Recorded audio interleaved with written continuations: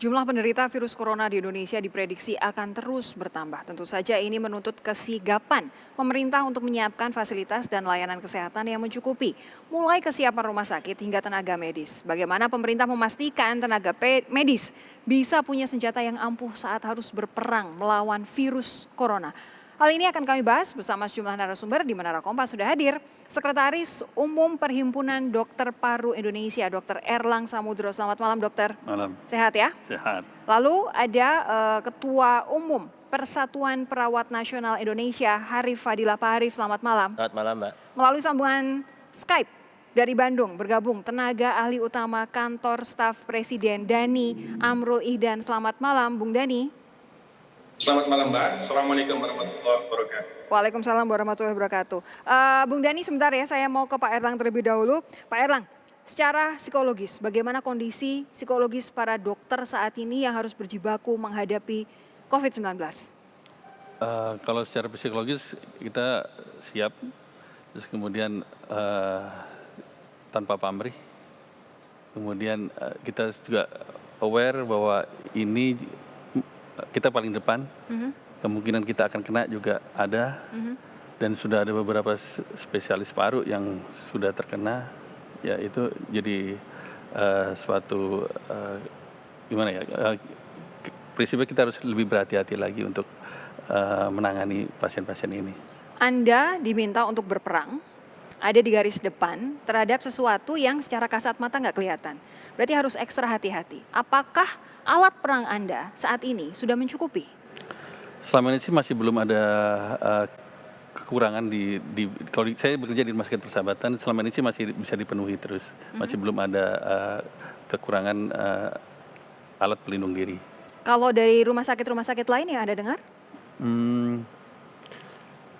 Saya yang ada di berita yang di luar Jakarta, kayak di mana kemarin yang di Makassar itu kan menggunakan jas hujan betul. Itu ya memang itu inisiatif mereka ya, itu juga demi untuk menolong pasien dengan teknologi atau peralatan yang ada yang kita punya seperti itu, walaupun itu juga bukan standarnya sebenarnya ya. Betul.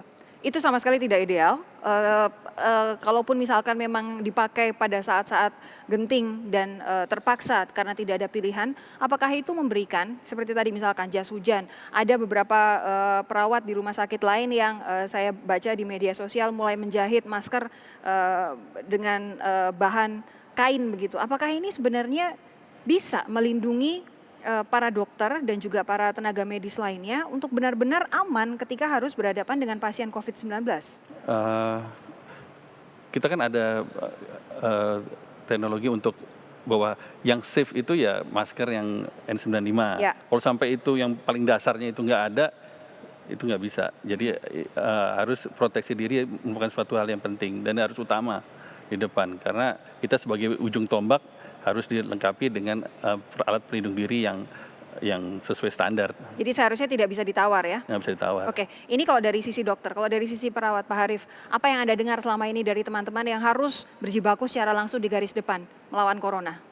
Ya, saya kira sama dengan Dr. Erlan ya. Jadi alat pelindung diri ini kan sebagai senjata utama dan sekaligus di sisi lain adalah menjadi aspek perlindungan dan masuk dalam kerangka hak asasi manusia juga itu. Ya. Ya, jadi oleh karena itu saya kira kami mengadvokasi berbagai pihak juga agar perlindungan ini juga tetap menjadi jaminan utama. Apalagi ini mau buka wisma atlet dan lain sebagainya, itu berapa jumlah yang harus disediakan, itu tentu harus memang kita ingin memastikan bahwa rekan-rekan kita, sejawat-sejawat kita yang bertugas di sana memang dipastikan juga untuk bisa berperang melawan coronavirus ini dengan situasi yang safe begitu. Pak Harif, adakah cerita dari mungkin anggota perhimpunan Anda, para perawat-perawat yang mungkin membuat kita jadi prihatin begitu dengan kondisi mereka karena tidak dibekali peralatan perang yang memadai? Ada tidak cerita seperti itu? Oh banyak, sebenarnya banyak ya. Tetapi kalau di rumah sakit rujukan relatif safe ya. Artinya persiapannya sudah ada beberapa. Cuma kalau eskalasinya meningkat, ini mereka juga khawatir, Dr. Elan. Eskalasi meningkat, persediaan menipis, nanti seperti apa? Karena kalau sudah masuk ke ruang isolasi menggunakan peralatan lengkap, itu selama 3 jam, kalau keluar dia harus berganti lagi kan. Iya, Dan setiap sekali pakai. ada berapa banyak petugas yang harus masuk, dan itu harus disediakan cukup banyak gitu.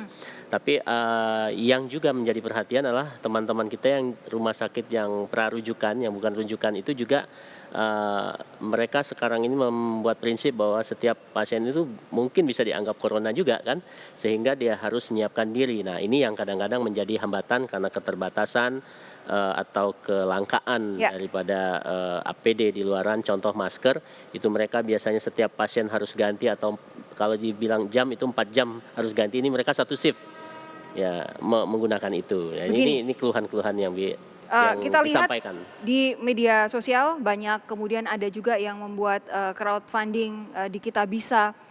Ini adalah untuk mengumpulkan alat-alat perlindungan bagi para tenaga medis, entah masker biasa maupun masker N95, lalu juga gloves, goggle, dan juga APD begitu. Apakah memang sebenarnya di luar rumah sakit rujukan kondisinya memang separah itu? Iya, karena di luar rumah sakit rujukan itu kan tidak disiapkan sebenarnya untuk Oke, itu ya oke. kan. Tapi karena Walaupun mereka ini tetap harus berhadapan juga ya sama, ya kan pada akhirnya sama ya. nggak boleh nolak juga kan. Ya. Dan ini menjadi satu problem yang memang harus diantisipasi ya. Nah, lain halnya nanti kalau sudah kita fokuskan misalnya harus ke sana dan masyarakat juga teredukasi kemana harus pergi, itu lain soal gitu Oke. ya. Saya mau tanya ke Bung Dhani kalau seperti itu. Bung Dhani, ini bisa dibilang bahwa negara memaksa para tenaga medis, dokter dan juga perawat ini berperang melawan corona. Tapi di sisi lain senjatanya belakangan ini menipis dan mereka khawatir juga terhadap keselamatan diri sendiri. Apa yang bisa dilakukan negara? Apa yang harus dilakukan negara? Ya, pertama kami mengulang kembali pesan Presiden, bahwa kami atas nama kantor staf Presiden juga menyampaikan bela sungkawa, diiringi doa, innalillahi wa inna ilaihi rajiun. Semoga para pahlawan-pahlawan kita tenaga medis yang telah gugur dalam mengabdikan dan dedikasi penuh untuk penanganan corona ini diterima oleh Allah SWT. Dan kita diberikan kesehatan untuk tetap melayani dengan hati, fokus, dan juga negara senantiasa komit untuk mengatasi permasalahan-permasalahan di lapangan, termasuk kekurangan alat pelindung diri. Jadi memang Presiden sudah minta untuk dilengkapi. Lalu kemarin, beberapa hari ini, kita juga melakukan kontak dengan beberapa importir, produsen di luar negeri, untuk kita impor alat pelindung diri, karena di dalam negeri juga stoknya sangat terbatas. Jadi untuk rumah sakit rujukan, itu memang sudah relatif cukup.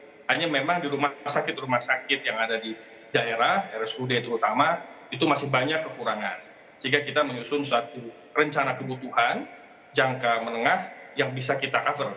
Besok, insya Allah, pesawat Hercules dari China yang membawa alat pelindung diri yang terstandar internasional, itu mendarat di Halim dan akan kita terima dengan baik dan akan didistribusikan dengan cepat ke seluruh rumah sakit yang memerlukan. Kita tidak ingin para tenaga medis kita kejadian yang lalu terulang lagi. Kita betul-betul care, memperhatikan keselamatan mereka. Karena mereka menjaga patient safety, maka kita juga harus menjaga para medical expert safety. Pak Itu Dhani, komitmen begini. negara untuk para tenaga medis. Ini saya bertanya sekaligus ingin meminta konfirmasi. Dari yang kami himpun, informasinya adalah bahwa untuk impor sesimpel masker saja, karena birokrasi kita yang berbelit-belit sampai harus butuh 21 hari. Anda tadi bilang sudah akan ada relaksasi impor dan kita jelas tidak bisa business as usual. Apa kemudian yang bisa disampaikan oleh Anda sebagai perwakilan dari Istana untuk memastikan bahwa para pekerja medis ini, tenaga medis yang ada di garis depan tidak ciut gara-gara mereka tidak yakin bisa melindungi diri sendiri ketika harus berhadapan dengan pasien COVID-19? Ya, tetap semangat karena kemarin Presiden baru menandatangani Impres nomor 4 tahun 2020 tentang refocusing kegiatan, relokasi anggaran, dan pedoman pengadaan barang dan jasa untuk mempercepat penanganan COVID-19. Jadi dengan adanya Impres nomor 4 2020 yang baru disign oleh Presiden itu, maka ada refocusing semua kegiatan, relokasi budget untuk fokus kepada penanganan COVID ini. Jadi termasuk proses pengadaan barang dan jasanya juga akan dimonitor oleh BPKP dengan suatu aturan-aturan yang mempercepat. Jadi semangatnya mempercepat. Dan Impres ini perintah kepada semua lembaga negara, semua menteri sampai kepala daerah untuk mengalokasikan sumber daya, dana, fokus resources, termasuk juga mempercepat semua proses pengadaan. Jadi nggak akan ada lagi insya Allah yang 20 hari izinnya keluar, nggak ada. Kita semua semangatnya adalah akselerasi. Dan ini perlu kita gawang, kita jaga sama-sama supaya konsistensi Impres dengan implementasi di lapangannya sampai ke daerah punya jiwa yang sama untuk percepatan ini. Besok Presiden akan meresmikan Wisma Atlet menjadi rumah sakit dalam tanda kutip dadakan begitu untuk pasien corona. Dari mana tenaga medisnya akan dijawab oleh para narasumber saya sesaat lagi. Jangan kemana-mana saudara, tetap bersama kami.